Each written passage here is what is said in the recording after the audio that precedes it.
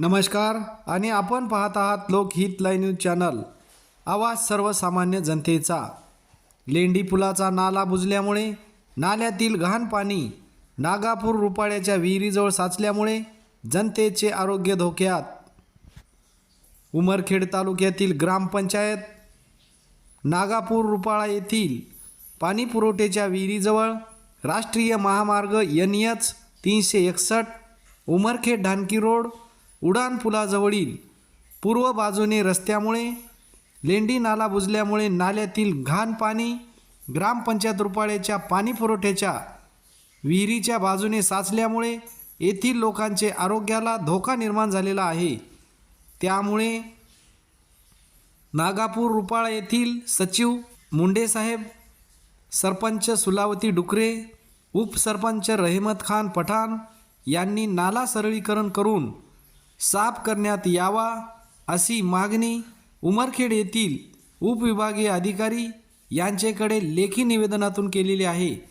पाहूया ग्रामपंचायत रुपाळा येथील उपसरपंच रहमत खान पठाण यांची प्रतिक्रिया.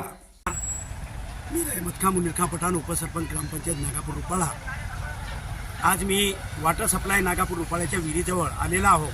इथं लेंडीचं जे पाणी आहे आणि जे पाणी वरून येत आहे कुठून नगरपरिषदकडून, नगरपरिषदनं दूषित पाणी या लेंडीकडे काढलेलं आहे आणि तो पाणी समोर बायपासच्या कुंट्यावर ब्रेक झालेला आहे आणि तो पाणी इकडे येत आहे.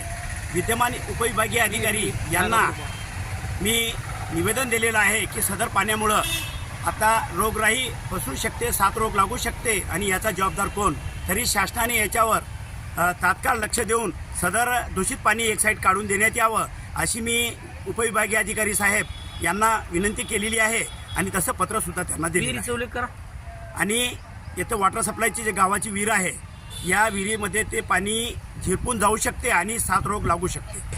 सदर पाणी विहिरीमध्ये जाऊ शकते आणि याच्याने 7 रोग लागू शकते. याचा जबाबदार कोण राहील? तरी कृपया येथील जनतेचा विचार उपविभागीय अधिकारी साहेबांनी करावा अशी मी साहेबांना विनंती करीत आहो. आणि आजूबाजूला पूर्ण दूषित पाणी थांबलेलं आहे.